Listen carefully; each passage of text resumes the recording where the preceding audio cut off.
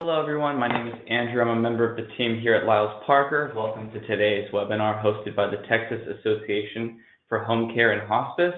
Today's webinar is entitled Effective Compliance Program, How will law enforcement evaluate your efforts if there is a problem? Today's presenters are Michael Cook and Heidi Kocher. Heidi Kocher is a partner with the law firm of Lyles Parker. She has over 20 years of experience advising and defending healthcare clients on legal and regulatory matters affecting providers of all sizes. She is an expert in all aspects of compliance and privacy programs, including developing and deploying policies, procedures, and training. Her experience includes serving as a Chief Compliance Officer and a Chief Privacy Officer, implementing the various requirements and aspects of corporate integrity agreements, and responding to and defending audits from Medicare, Medicaid, and private insurers up through the ALJ level. She received her JD from Georgetown University Law Center. She is licensed in Texas and Maryland and admitted to the U.S. Court of Federal Claims. She is also certified in healthcare compliance. Michael Cook is a partner and co-chair of the healthcare group at Lyles Parker. Michael has more than 35 years experience representing health clients of all kinds in regulatory, reimbursement, fraud and abuse, compliance, and public policy matters with a strong emphasis on post-acute providers. At the beginning of his career, Michael was an attorney with the Office of General Counsel at the United States Department of Health and Human Services, where he represented the federal regulators of the Medicare and Medicaid programs on matters of the highest level. In addition to his healthcare practice, Michael serves as a strategic healthcare advisor to a startup company that has developed a healthcare-related product to protect seniors from fractured hips. He was appointed by Governor McAuliffe to serve on the board of the Department of Medical Assistance Services that advises Virginia's Medicaid program. He has served as a healthcare advisor to a number of candidates for state and national office, and recently received the Albert Nelson Marquis Lifetime Achievement Award by Marquis Who's Who. He frequently lectures on topics of interest to healthcare providers, and earlier this year presented on the topic of internal investigations for healthcare companies at the 2018 American Health Lawyers Association Conference on Medicare and Medicaid payment issues. And now, without further ado, I'll hand it over to our speakers. Good morning. My name is Michael Cook, as Andrew mentioned. I want to thank all of you for being here. Heidi and I are excited to discuss with you what I guess is entitled Effective Compliance Programs, How will law enforcement evaluate your efforts? And as you know, this is a key issue for everyone with the activity of the Inspector General of the United States Department of Justice only increasing on an exponential basis. Next slide, Andrew. We're going to discuss today in this presentation, we're going to give you a general discussion of compliance guidance and regulations. We're going to talk a little bit about the specific elements necessary in a compliance program. And most importantly, how do you evaluate these programs, the compliance programs? And then we'll provide you questions and answered. But I want to focus on how you evaluate best to perform the compliance evaluation, because as we're going to discuss, this topic was actually the subject of a Healthcare Compliance Association Office of Inspector General roundtable back in 2017. And the next slide, please.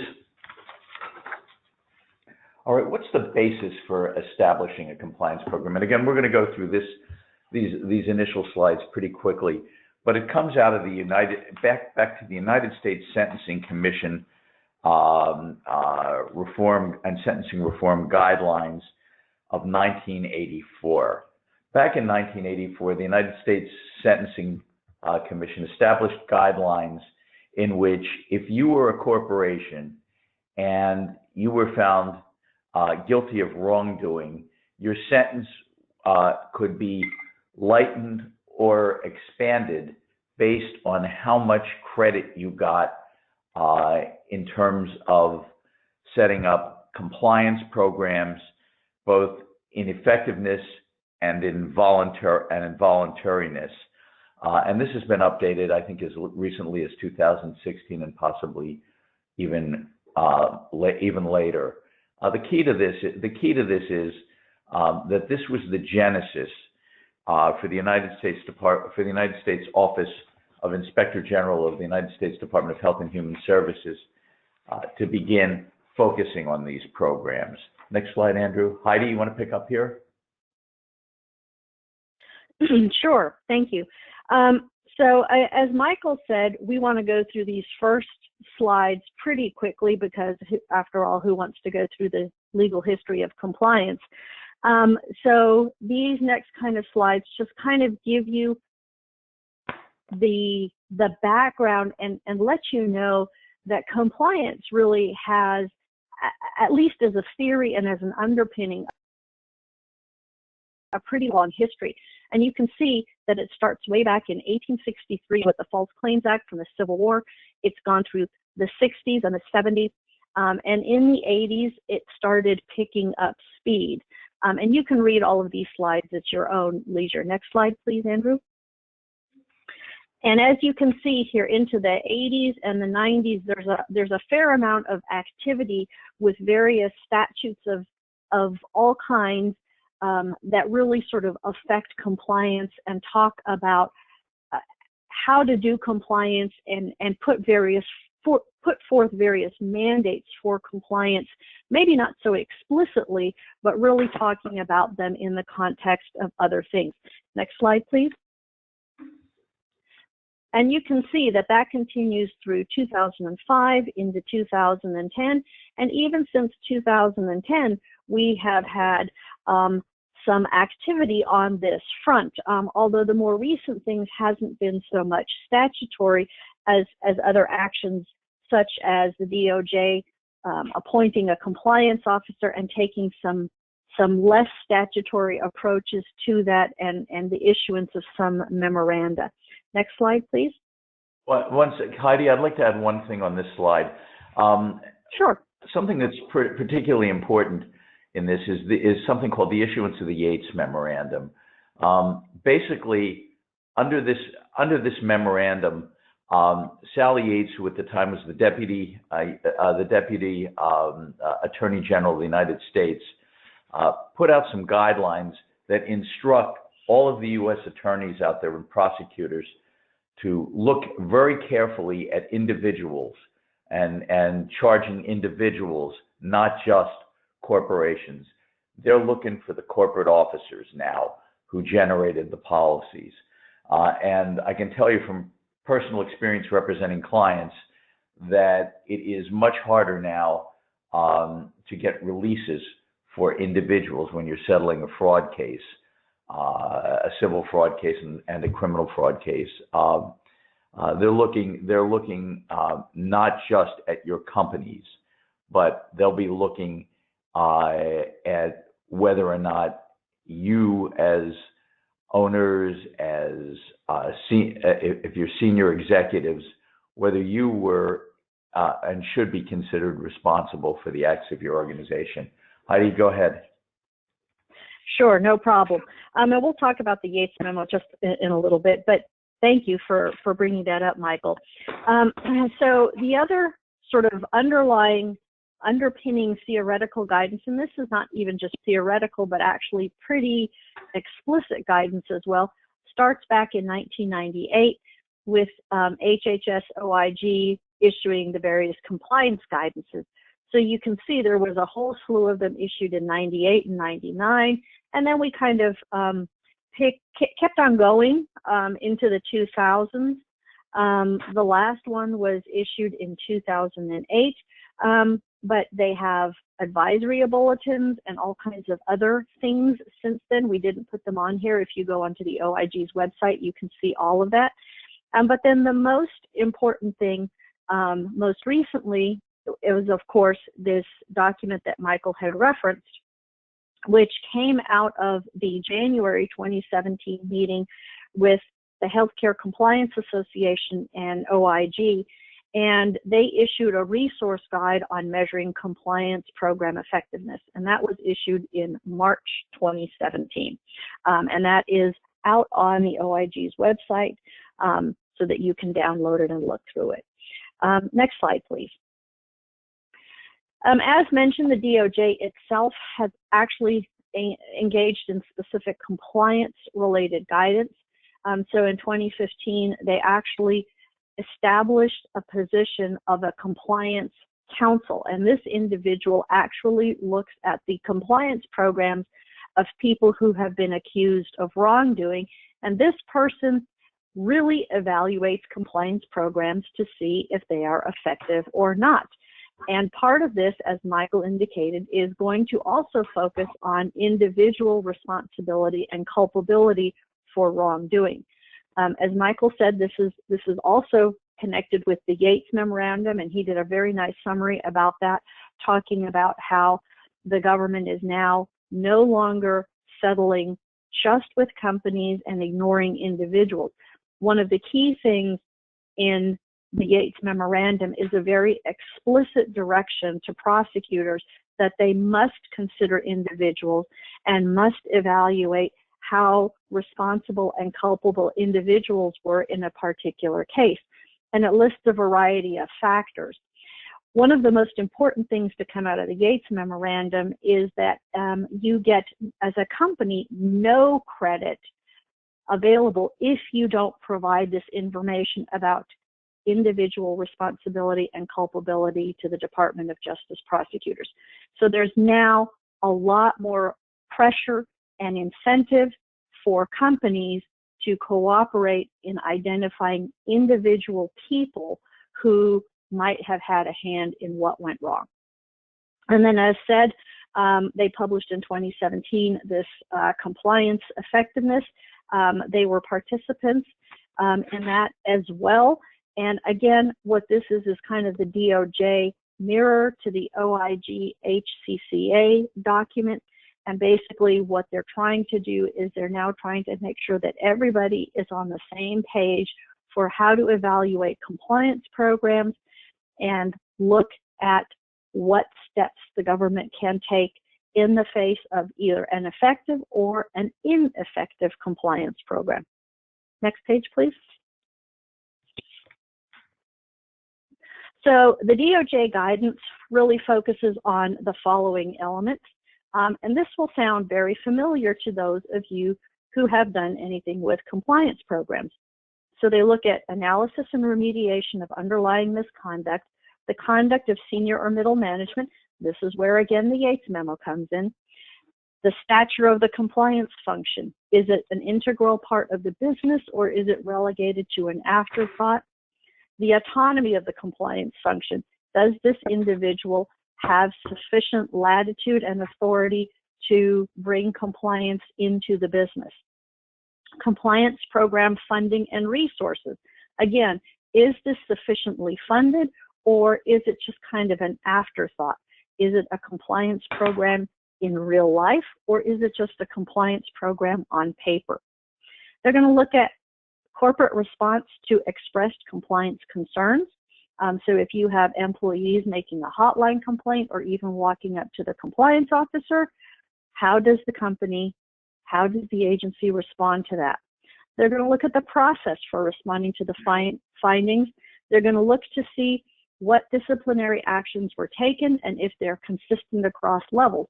I mean, after all, it would look pretty bad if a lower level individual lost their job, but a senior manager who was involved in the same misconduct gets away with a slap on the wrist, or even worse, no punishment at all. So they're also going to look at and one of the things that you found in the past is that drove this is that was exactly what some companies were doing, going back to the old GE antitrust cases where vice presidents sat in prisons and young associates took them toothbrushes, but senior management escaped culpability. That can't happen anymore. Right. They're also looking at a risk management process, again, for evaluating what risks there may be for the company and how those are ranked and addressed. They look at frequency of updates to policies and practices. What they have found over time, and I find this myself in my work, is that people develop policies, and then they get put aside, and nobody ever looks at them again.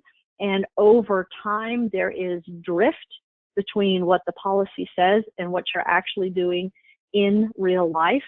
And so they look at that to see if you're going back and updating your policies and procedures, because policies and procedures basically are the standards and the guidelines that you expect your employees to follow.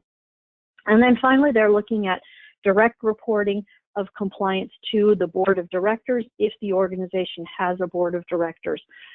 You really want to have that independent reporting relationship between the compliance function and the board of directors. Next slide, please. Just as further indication how important corporate compliance is, there are a variety of other things out there. So you have the AMA back in 1992 issued an ethical opinion on gifts to physicians from industry. You can kind of hear a little bit of an echo of perhaps the Stark Law in here, and you can see sort of the basis of where the Sunshine Act reporting requirements came from. In 2002, the Pharmaceutical Research and Manufacturers Association of America, they issued a voluntary guideline on marketing practices and the interactions between pharmaceutical representatives and healthcare professionals, and this was updated and tightened in 2009. In 2004, AdvaMed, which is the Medical Devices Manufacturer Association, also issued a voluntary guidance, and they have also updated it and revised it since. And actually, this didn't make it into the slide, but the AdvaMed code is currently in revision again, so we should see another update coming out on that. So all of this should give you the impression and the very clear notion that corporate compliance is being taken very seriously by lots of players in the industry, players with a lot of weight, and things like the Pharma Code and the AdvaMed Code, if you are in those industries, the expectation is that your company will abide by those so that their interactions with healthcare professionals do not violate the law. Next slide. Michael, you want to take this one? Sure. The Affordable Care Act, in fact, actually mandates that HHS itself start mandating compliance programs in their for all the various providers. They've actually implemented it in the new conditions of requirements of participation for nursing homes specifically, and even in the new conditions of participation that were effective January 1st of this past year for home health agencies. There's at least reference of the fact that as one condition, the agency and staff have to operate and furnish services in compliance with all federal and state laws. Although, quite frankly, that's a given in just about every provider type and in every set of provider regulations. Andrew, you want to go to the next slide? And the only way you can do that, be sure that you're doing that, obviously, is with an effective program. All right, what are the benefits of an effective compliance program? We've gone over this seminar after seminar. To me, the most important thing is that it sets a culture of compliance and a demonstration to the government that your company believes and is doing its best to comply. As we've said hundreds of times again, there is nothing that a company can do or a provider can do to absolutely guarantee that none of their employees are going to go off of the reservation and do something illegal, no matter what you do. You can have a rogue employee at any time. The key, however, is when Heidi can tell you this, and I can tell you this, and anybody who sat down with OIG or the Department of Justice in these cases can tell you that if you can demonstrate that you have what they believe is an effective compliance program, and that this is the act of a rogue individual or several rogue individuals or a mistake, that conversation is very, very different than if they see that you've just simply developed this compliance program, stuck it on a shelf, and done absolutely nothing with it, in which case that can be worse than having no program at all. Or if you have no program at all, you got a much tougher discussion. And obviously, what does it do? It provides clear and direct guidance to your employees about what's expected of them. It encourages reporting of deviations.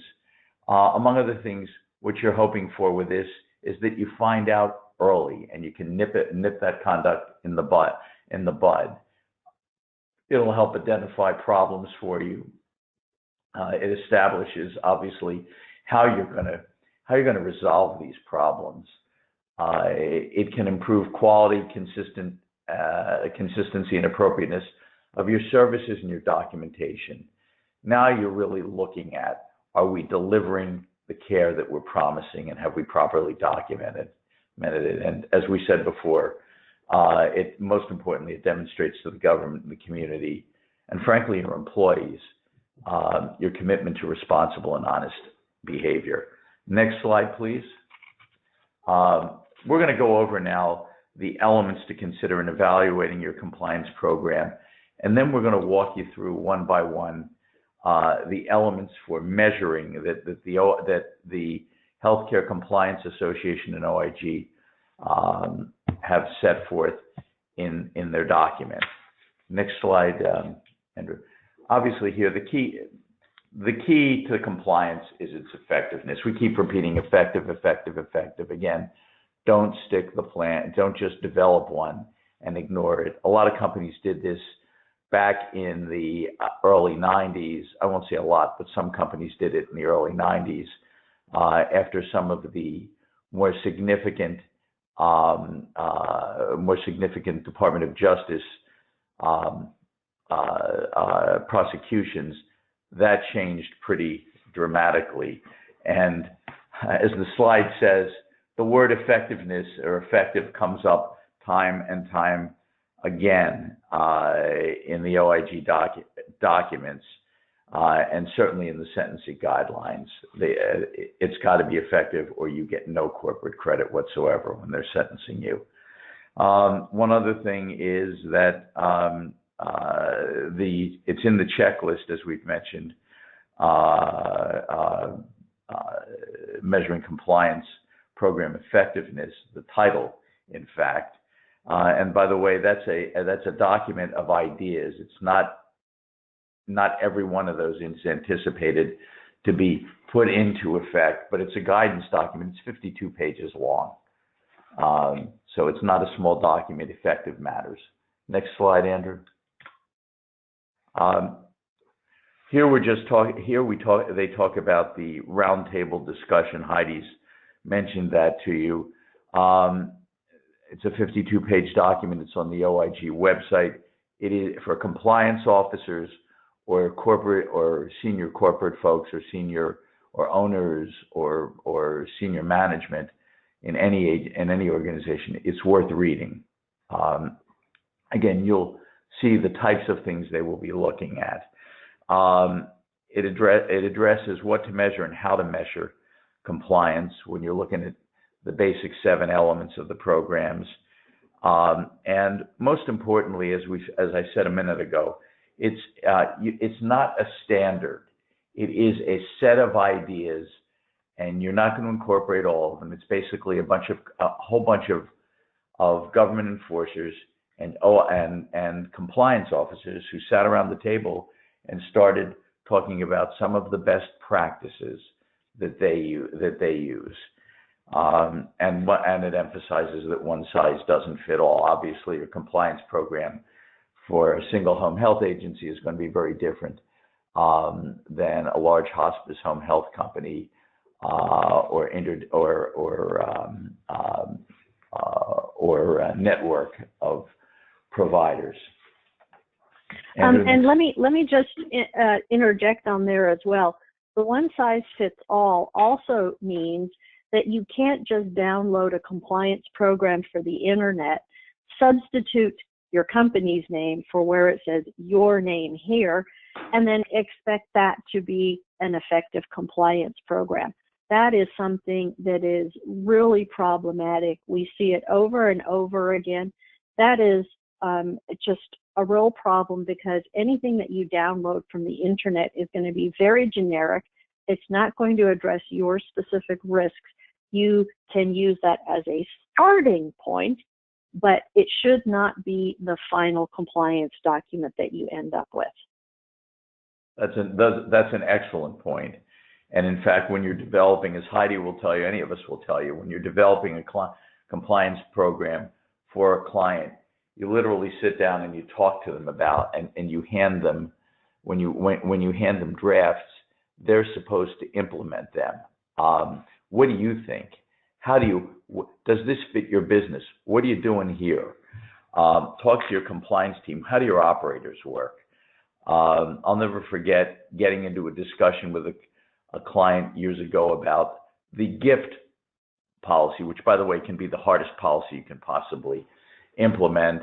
It started out with zero tolerance, no gifts, until we started talking to the CEO about what happens if I want to take you to dinner? What kind of limits on that? If you have zero tolerance, I can't do that.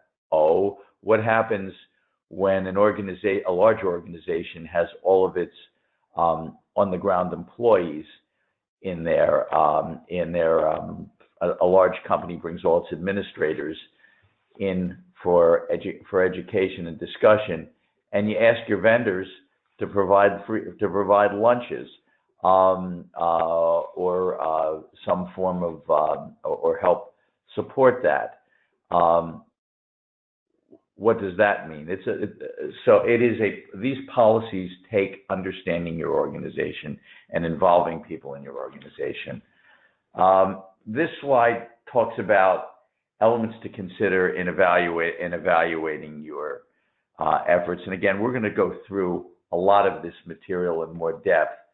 But you're going to want, for example, hotline. Obviously, how do you handle hotline? How do you evaluate your hotline calls and your effectiveness of your program and your hotline? How do you evaluate the effectiveness of your education, your policies and procedures, your auditing and monitoring results, and each one of these areas?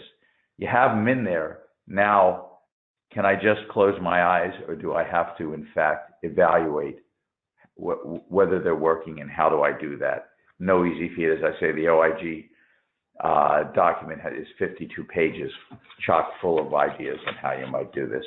Next. These are some recurring themes in measuring compliance. You assess the compliance plan. You're looking at claims processing, evaluation, and your auditing. You're benchmarking your program with others in the industry, and also with data within your organization. Are we getting better at what we're doing? And knowing where you stand.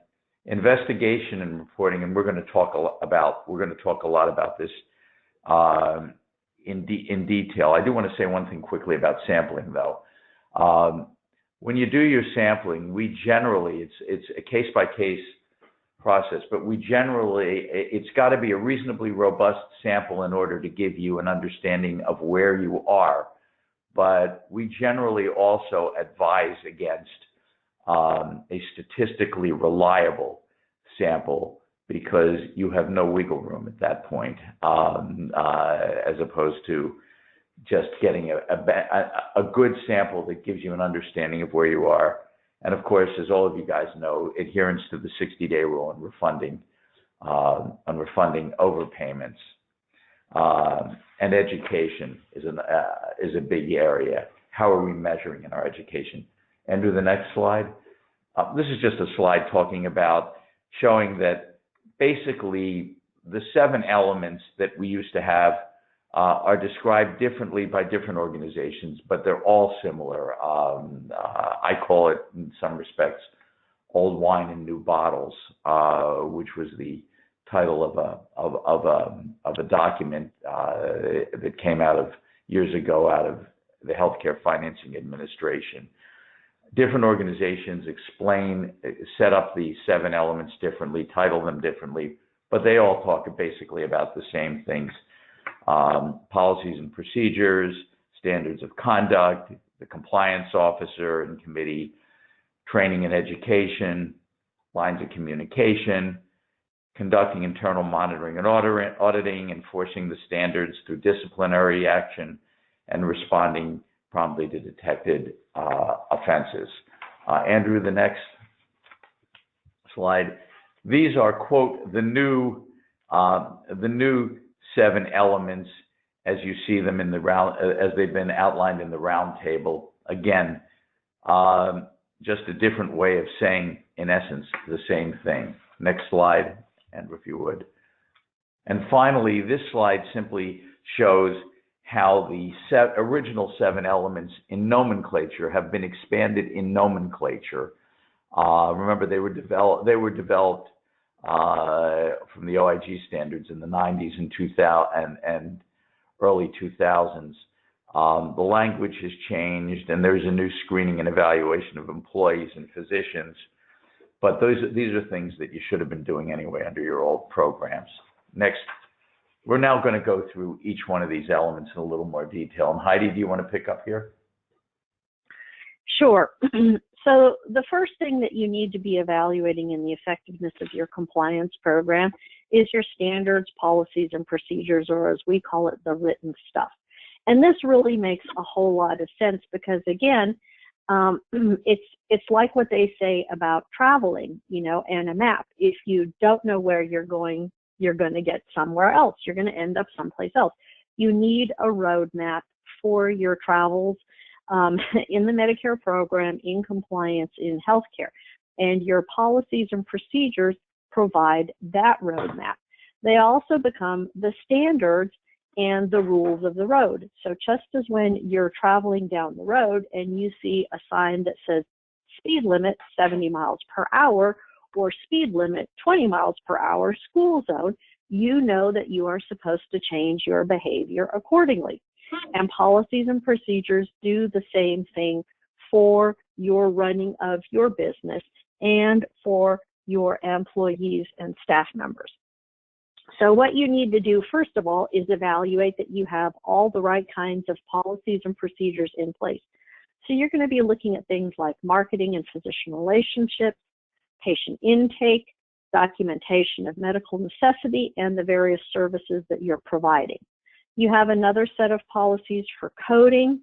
You're going to be looking at records retention. Remember, there are different records retention requirements for things like pediatrics, different things like records retention of at least 7 to 10 years for things like billing records, and of course policies and procedures on how to handle overpayments. You're going to want to have policies and procedures for how you conduct your internal audits and how you respond to external ones. You want to address regulatory requirements like EMTALA. If you have that relationship in your business, you want to look at Stark, anti-kickback, and of course the state laws are important as well. You're looking at conflict of interest, confidentiality, privacy. A lot of people forget that they need HIPAA policies and procedures, so you need to make sure that you have both privacy and security policies and procedures for your agency. You're looking at gifts and gratuities, which of course is related to your marketing and physician relationships. And as Michael said, is going to affect things like, the dinners that you may have with people, the lunch and learns that you do. So you really want to make sure you have all of these down in place, and you want to conduct periodic reviews of your policies and procedures. You want to look at them from an overarching standpoint. In other words, do I have all the right policies and procedures? And these will develop over time. Things like emergency preparedness. You might not have had emergency preparedness, but in light of all the hurricanes that we've had, maybe you now develop specialized emergency preparedness policies and procedures. So you want to do periodic reviews from a high-level standpoint. Do I have them all? And then you want to go down and take a look at each policy and procedure and say, is this policy and procedure still valid? Have the laws and regulations changed? Has what we are doing changed? And make sure that any individual policy has been updated and reflects current practice as well. So what you want to do is also take your compliance policies and procedures to the extent that they may be separate, and you want to maintain and integrate those with any operational manuals that you have, because these two documents are going to reflect the values of the company and the ethical principles and tell your staff and those in the regulatory community how you meet these principles and how you meet these regulatory requirements. Next slide, please. So one of the key questions we always get is, how often should I be updating policies and procedures? Well, number one, if you have an incident or an issue, you should always be looking at your policies and procedures, because if you have an issue or incident, that means something has gone wrong, something has not gone as expected. So if people were using your policy and procedure as a guideline, as the standard for their behavior, and you have an issue, then obviously there's something possibly at issue with the standard or how it's being implemented. Again, an issue may reveal that your policy is too vague, it doesn't allow for situations, or it may be too broad. You need to sort of sit down with the individual policy and look at that. If you don't look at your policies in response to a specific issue or incident, you should be looking at policies on an annual basis. And I know that sounds like so much work, but trust me, if you don't do it periodically, you put it off for 1 year, you think it's okay, and then pretty soon you find out that the policies have not been updated in 3 or 4 years, and again, you'll realize that there is drift between what the policy says you should be doing and what people are actually doing, and that gap is what causes the problem. So your policies are also going to serve as the basis for any audits that you do, so that's another reason for them to be up to date. A couple of questions that the regulators will ask in terms of, are your policies and procedures effective, is, are they easily accessible to employees? You know, do the employees have to do a lot of work to get them? Do you make them readily available? And the next question is, are they being used? I put here warning sign, pristine pages in a binder covered in dust. That means you've written these policies and procedures, but nobody is referencing them. I would love to see a policies and procedures binder that is dog-eared, that is marked up, that is highlighted, that has sticky notes on it, that has turned brown from people fingering it. That means people are looking at the policies and procedures and they're really using those to look at how we provide care to the patients and run our business. I will give you sort of a war story. One of my clients years ago, we had a billing issue, and when I went to their company, I was asking them for a certain set of policies and procedures, and they looked at me with this very quizzical look on their face, and I was describing to them what they needed. Long story short, after a lot of searching, we found it on the bottom shelf of one of those cabinets that you know, the double-door cabinets that you open up and that people keep supplies in. The policy procedure manual was on the bottom shelf, and they had purchased one, and it was still in shrink wrap. And let me tell you, that was only the start of our problems.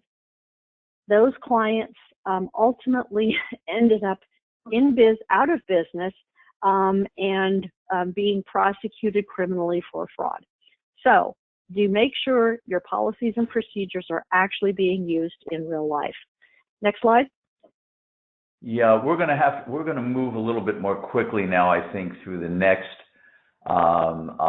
through the remainder of the program, so that we can, given the time limits, but also want to make sure you get everything that out of this that you need. The next element that's in, and these are in relation to, again, out of the Measuring Compliance Program Effectiveness Guidelines. One of the operational requisites for any successful compliance program is having a compliance officer.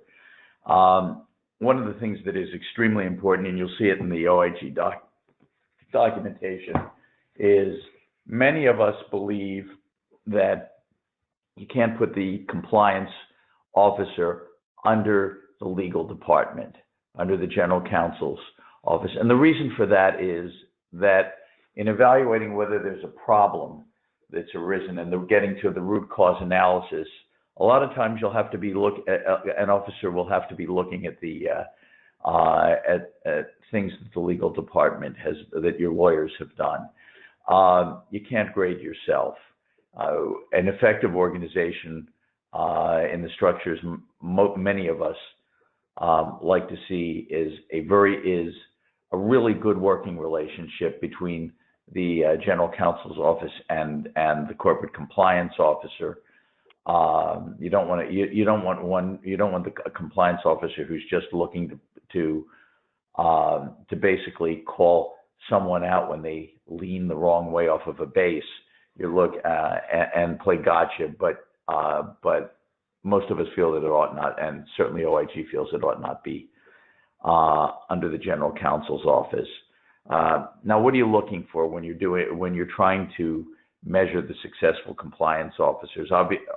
Obviously, you want to make sure that that the responsibilities and purposes and functions are there. You want to make sure you've got an adequate budget and staff. Heidi's been a compliance officer; she can tell you. Setting up a compliance officer and a compliance team with no budget whatsoever, and somebody who's got 16 different things to do in a larger organization, is a guarantee of being looked at as not being effective. You want to make sure that it's part of your entire organization. In other words, it's not split apart from it, but everybody buys into the concept. And it's got to work that way because, frankly, compliance involves understanding operations, so you understand where the potential weaknesses are, and you can set boundaries. Is it independent? Independence is absolutely critical. And who can you go to if there's a problem? You want to have, for example, you want to be able to go to the board of directors if need be. If it turns out that the problem is at the CEO level, you've got to have some place to go. And as a friend of mine who took a compliance job in a major organization said to me he said when he first took it, he realized, and he was one of the best, he realized that to take that job, you had to be willing to quit or be fired if need be. Fortunately, in good organizations, that they value compliance officers, not look for them to walk away. Next slide, Andrew, if you will. We talk about creating the culture of compliance. For it to be effective, it's got to emanate throughout the organization. Things that you do to measure that is you can do types of things that are mentioned. Some of the things that are mentioned in the roundtable document are surveys of employees to measure their attitudes on compliance, and the commitment of the organization. It does you no good if they don't think the top management is committed to this. It's got to be driven from the top down, not from the bottom up. You want to provide evidence of the program's effectiveness, and you can do that through employee surveys, things of that nature, management and management assessments to get the impressions of a large swath of the staff. I don't just want what upper management thinks. I want to know what folks in the trenches are thinking. Frankly, how well do our covered persons understand the operations of the program and its applicable obligations? That's really important. Again, folks who are covered by it have to understand it. And if there's an investigation by the government, they're going to be interviewing these staff. So you don't want them sitting there saying, oh, we have a compliance program, or, gee, I never see that stuff. Engaging the board of directors. You've got to have an engaged board of directors. And at some point, the compliance officer may have to report up to them. You've certainly got to have the board engaged, looking at it, in measuring it. You'll look at the minutes of the board. Does the board discuss compliance? Does the compliance officer report to the board meetings? Do you have minutes for them? Those are some of the things that are mentioned again in the guidance. As evidence of coming from the top down, by the way, one of the plans that I drafted with a client early on, the CEO of the company and the CFO of the company actually got on. It was before the days of a video conference, successful video conferencing. So they did an all-organization conference call where the CEO, to roll it out, where the CEO pounded the importance to him and to his officers and board. In GE, one of my former partners years and years ago helped the officers develop a plan where the CEO actually did a video that was sent to every office of the company. And this was a huge, huge national company where the CEO explained to the company membership about this. Heidi? Yep, I agree. Very important. Next slide. Okay, so one of the other things that you need to be doing is screening and evaluating physicians, employees, vendors, and other agents. And as Michael indicated earlier, screening was sort of implied, but it's recently been made an explicit and separate element of compliance. So you must be doing your sanctions screening. Next slide, please. I'm not going to talk a whole lot about sanction screening as a whole, because this could be a separate hour-long webinar in and of itself. Back one, please. I will point out, however, on the second bullet point down below, that even an excluded volunteer can take claims if that person is excluded and their activities contribute to claims that are being filed. So it is very important that you screen everybody for their status. And if you really want to see sort of what the effect of exclusion is and the thinking on this, we've put the citation down here to the OIG Special Advisory Bulletin, which you can again download from the OIG's website. Next slide, please. Of course, you have financial liability for failure to screen. I'm not going to go into the detail all of these. Back one, please. But what I would say is that, again, the second from the bottom bullet point here, that even private payers have these screening requirements. You need to look at your contract, and I guarantee you that virtually every contract that you have with a payer has a requirement in it that you be sanction screening employees. A lot of people think this is only applicable to federally funded programs, Medicare, Medicaid, and so on, but every recent contract that I've seen, and this is probably going back, 5 or 6 years now, every contract has also had this requirement in it. So don't think that you should you can only screen for Medicare and Medicaid. No, you should be screening everybody, because even these other people, other payers have that. Next slide.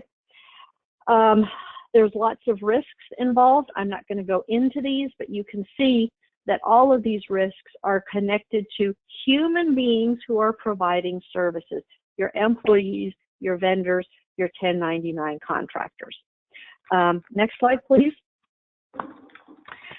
Real quickly, I don't want to go into a whole lot of detail about the numbers, but as of the end of October, there were nearly 70,500 individuals and entities excluded across the United States.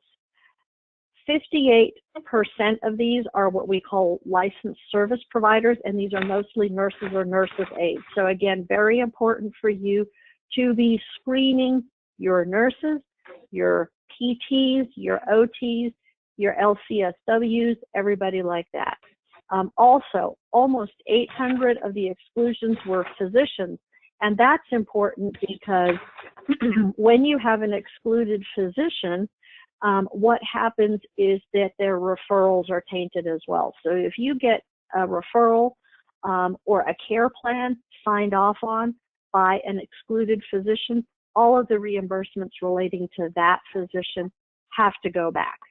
So you really need to be screening your referring physicians as well. Next slide, please. I would also make the point that, next slide, please, that at the very bottom, Texas actually requires providers to certify upon enrollment and re-enrollment that they don't have any vendors or contractors or employees that are excluded from any state or federal program. So not only do you have a federal requirement, you have an explicit state requirement when you re-enroll, and you're actually certifying to that. So you have to be screening on a monthly basis. I'm going to say briefly, screening is a pain in the you-know-what. This is one of these services that it really makes a whole lot of sense for people to outsource. The money that you spend on outsourcing screening, it should be considered as an insurance policy because it'll save you a whole lot of grief and heartache on the back end. Next slide. Yeah, the next area is basically communication, education, and training on compliance issues. This is critical, a critical element. You've got to be able to communicate what your expectations are. I'm not going to go through any of this in detail, but you have to be disseminating new guidance. You've got to let the employees know in ways that they understand what's important, what are the requirements that they've got to live by, and basically it also assists to getting the board of directors. The board has to be involved in compliance, and they got to understand it. You've got to assure that your workforce are educated. That means continuing education, and also making sure that your employees come to you if they've got questions or problems. Compliance officer, as Heidi, having been one, will tell you, one of the most important criteria for choosing your compliance officer is this somebody the employees can trust to go to? And then you have general compliance training itself. And then what you're trying to do when you're looking at the effectiveness is measuring how frequently you're doing it. Do your employees understand it? Do they sign in for the training so that you've got a record of what you taught them? You can see who attended, who didn't. You can even look at at tests that you may give them. This is especially, if you go to the next, this is especially important in the annual training. Every organization's got to do at least an annual training, and generally then there will be periodic updates and periodic training as major developments occur or as problems occur.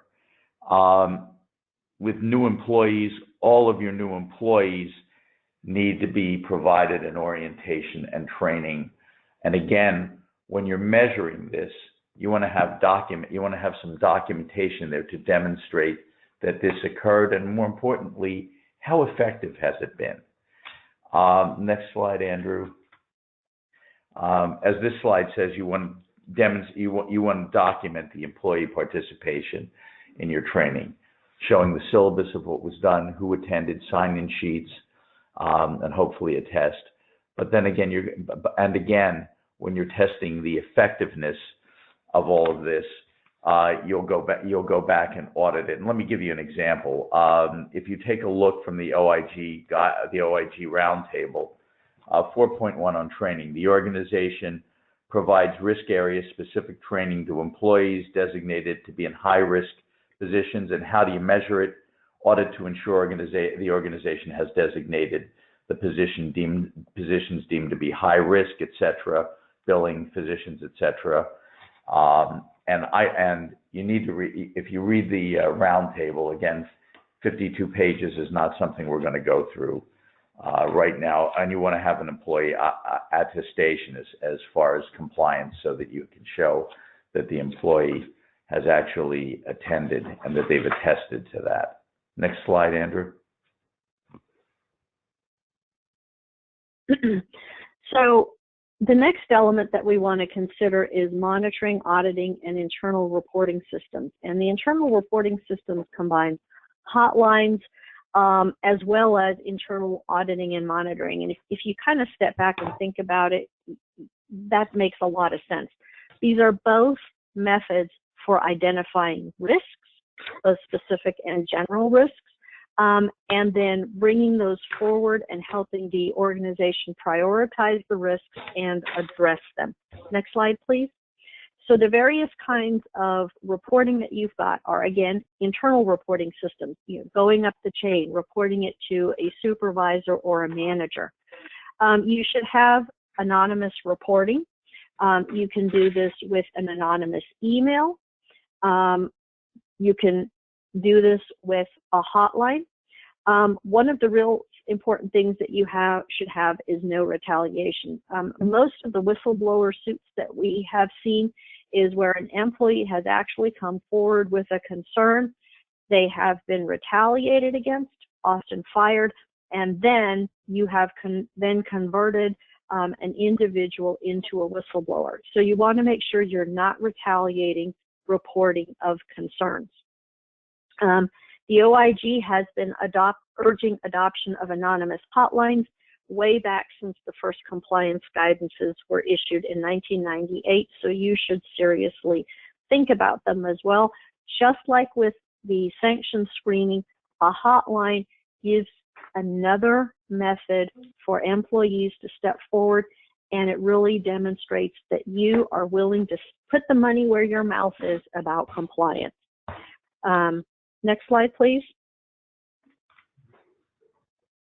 I'm going to skip this one. You guys can read that on your own later on. Next slide, please. So when you get this, what you want to do is you want to perform a baseline audit. Again, this helps identify risks, to say, here are what our risks are, here is what is important to us. And you should probably obtain employee input on the risk identification.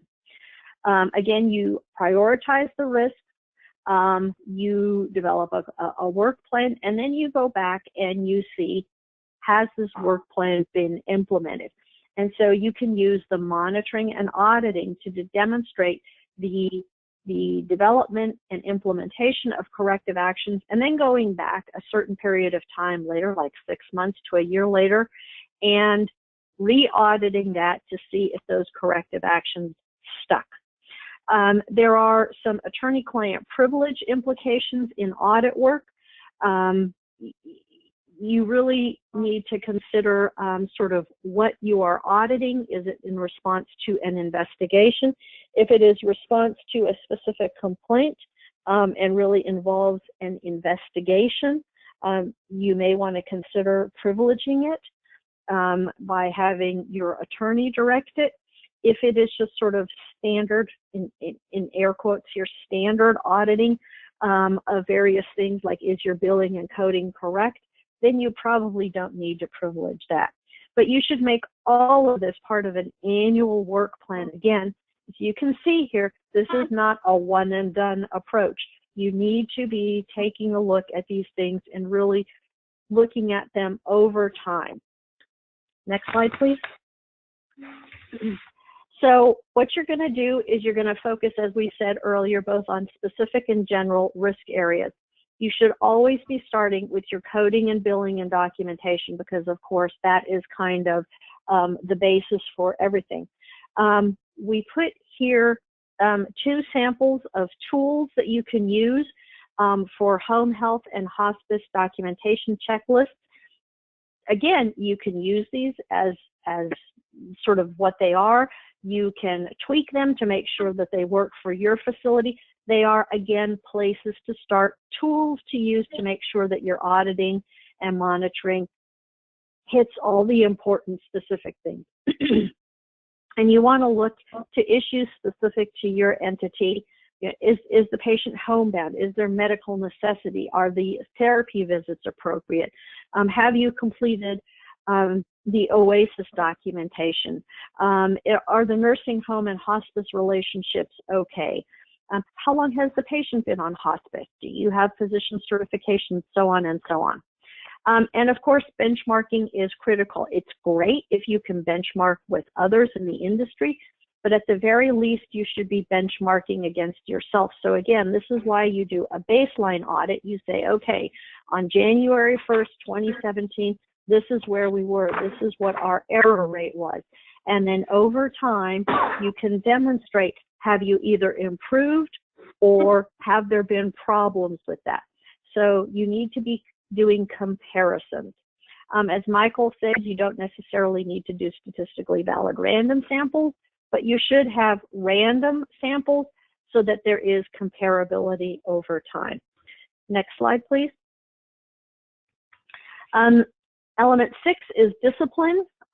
So again, you should have a zero tolerance policy for fraud and abuse.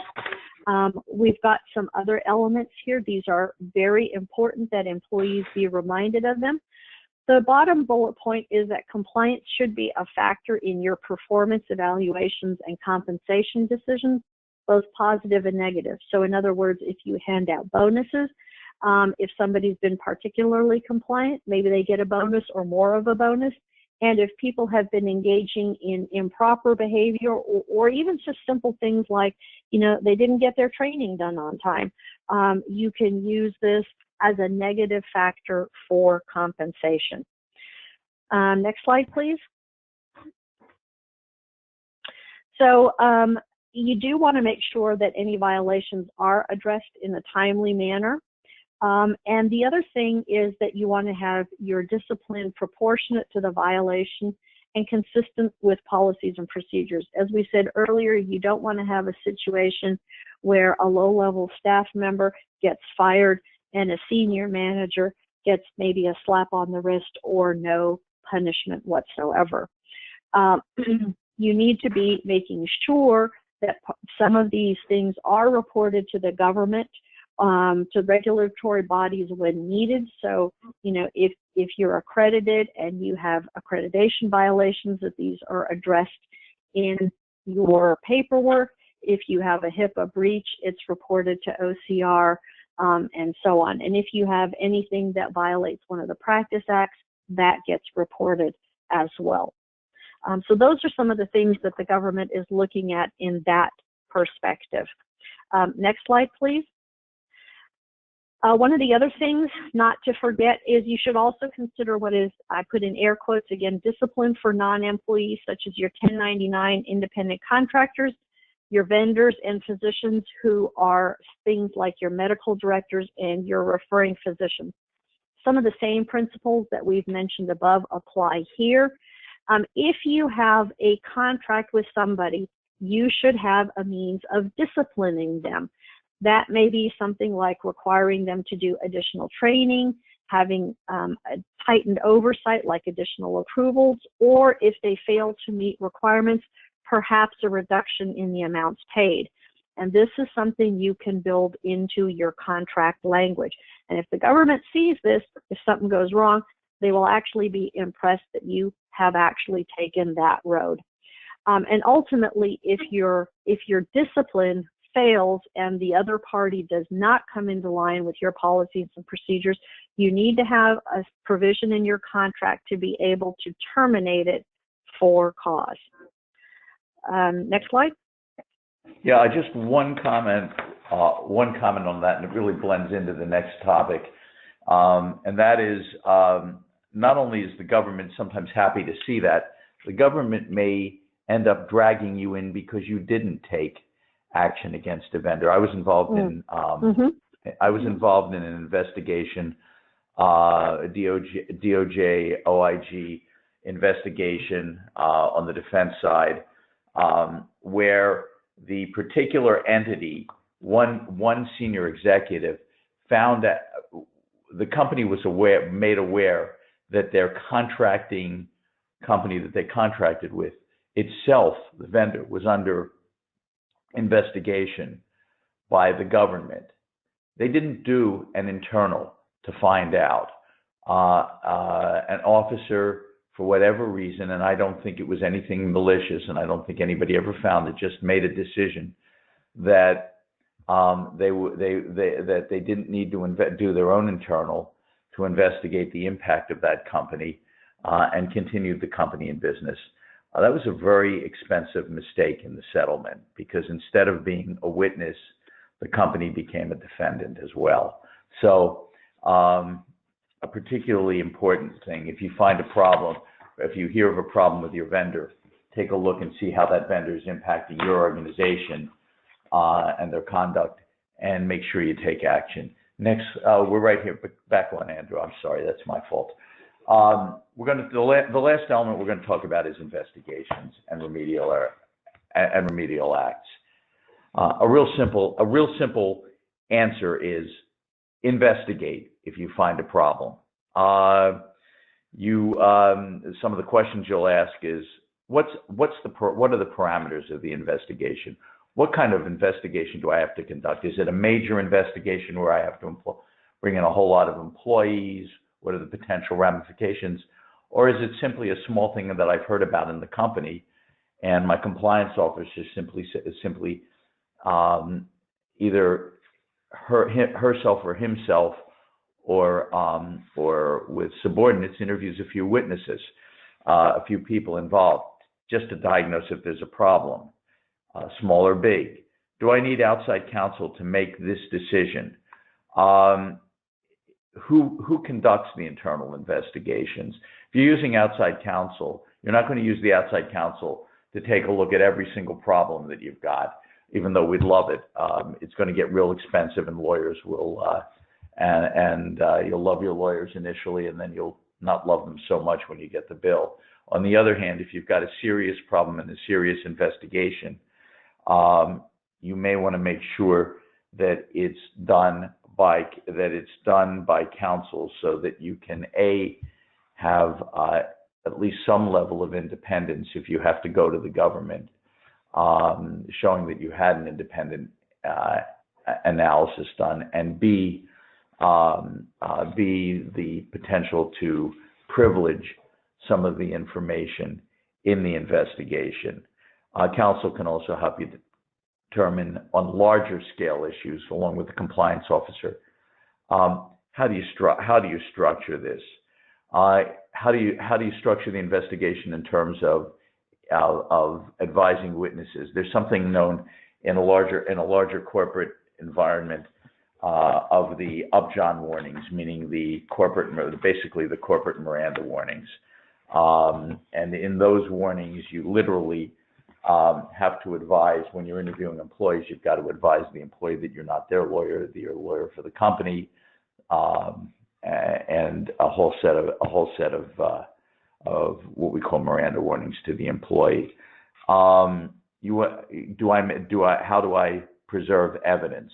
Exfoliation agreements or emails, non-destruction emails, telling employees, preserve your emails, preserve your documents. That one should come from a lawyer, and not from the compliance officer. Next slide, Andrew. Again, what's the scope of the investigation? What's the validity of an audit and monitoring methodology? This is for when you're taking a look backwards as to whether you have an appropriate structure in your compliance program for this process. Analyzing of the findings. What are the best practices and benchmarking versus what you're doing? How independent are your investigators? Again, not every issue requires an external investigation. A lot of the things your compliance officers, a lot of complaints your compliance officer gets, as you guys all know, are HR complaints. On the other hand, if you get a complaint that somebody's been upcoding and you start upcoding it, or that it's endemic throughout the organization, you're going to want an outside counsel on something like that to structure the problem, and also to help you do a root cause analysis. What's recommended and were the remedial actions that were recommended taken, and make sure you document the corrective action. Next slide, please. You also have to think, when you're doing an investigation, of all the agencies involved. And frankly, when you're settling the investigation, if that's what you end up doing, on the government side, you're not going to settle with one organization without making sure that you've also got everything wrapped up with the other. For example, in a fraud investigation, you don't want to do a settlement with the Department of Justice only to find out that the OIG is going to exclude you from the Medicare and Medicaid programs because you didn't tie that one up. Also, you lose leverage. All at the same time. Yeah, go ahead, Heidi. And let me just add, is this sort of talks about Medicare and Medicaid and the private payers. Don't forget that there are other governmental agencies involved. For example, I currently have a matter involving the Department of Labor because some of the employees or some of the patients involved were U.S. Postal Service employees. And so the Department of Labor is actually the lead agency, and we're dealing with them and postal inspectors as opposed to some of these other agencies. So just remember that there's a whole panoply of agencies, not just these ones here.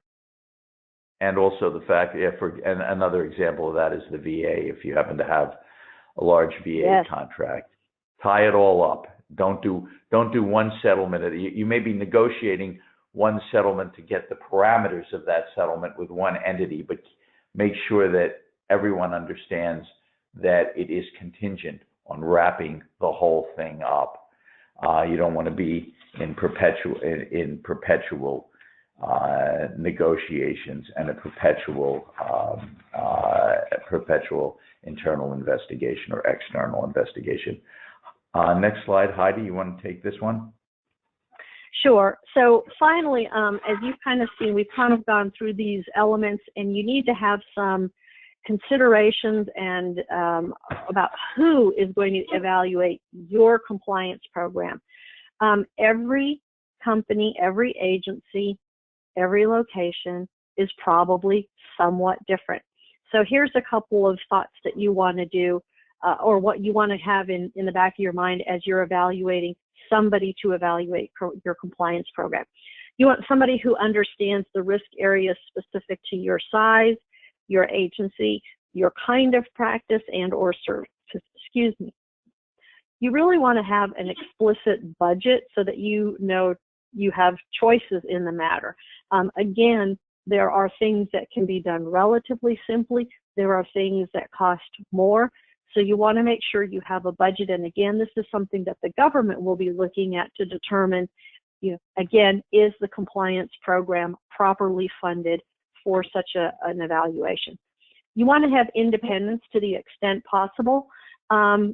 With all due respect to you and your employees, you guys have a stake in the matter. You guys sometimes can't see the forest for the trees. So it's very often useful to have a third party come in and look at some things. Look at maybe some of your auditing. Maybe look at your investigations. Look at your policies and procedures. Try to have that independence. And again, make sure that this person can report independently either to senior management, or if you have a board of directors, to the board of directors. You want to make sure that whoever is doing this has experience and expertise. Obviously, you don't want to have somebody learning how to do this while they're evaluating your program. You want to use these findings that they have for improvement, and you want to review them, and of course, do follow the suggestions that are made. I have seen numerous instances where an agency, a company brought in a third-party evaluator, recommendations were made for improvement, and then for various and multiple reasons, these companies then chose or failed to implement those recommendations and those suggestions. Well, guess what? They had problems, and then it became an issue because now there was documentation that they had an independent third party come in, evaluate the issue, made recommendations, and they didn't follow those suggestions. So that's something you want to very much make sure you are doing. Next slide. So real briefly. Hi. Oh, yeah. Go ahead, Heidi. I'm sorry. I didn't mean to interrupt. I was going to say real briefly, these again are just some of the factors that you should consider. These are the factors that we've talked about in the evaluation of the compliance program. You can split these up. Different people can do different things. You might choose to have one person or one company do everything. Go ahead, Michael. No. I just wanted to mention basically what Heidi just said. You're not going to. You may or may not hire an external entity to do all or some of these areas. Make sure you do them. And again, the OIG roundtable discusses all of them. Heidi, I know we're running short, but there is one question on here. Andrew, do you? There are a few questions. We have this one right here. This person asks, where can one go to find a compliance program for a small one-person office? Just get started, not to copy up the internet for generic plan. You can. There are several organizations that have their own compliance, that have compliance plans that they do, or compliance training. The difference is you're going to want to make sure that you work off of those compliance plans and training. The Practice Management Association, for example, has a program that they use. Various trade associations have programs, and plans. Also, frankly, some companies or entities put their plans or policies and procedures on the internet. The key is making sure that even if you use these documents as a template, that you alter them for your business, and so your employees can use them. But I think, for example, for a solo, if you're a doc, I think the Practice Management Association has a program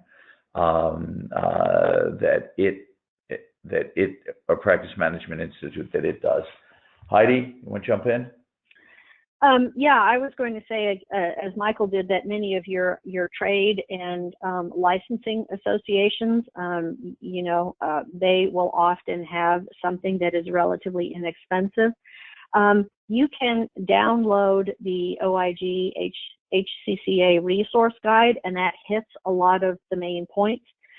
It's really hard to say you have to have specific policies and procedures because, again, not everything that is out there is going to be applicable to your particular circumstance. So you can use those as a base. You have to read through them, make sure that they apply to your circumstance, and then developing a compliance program, is not something that can be done overnight.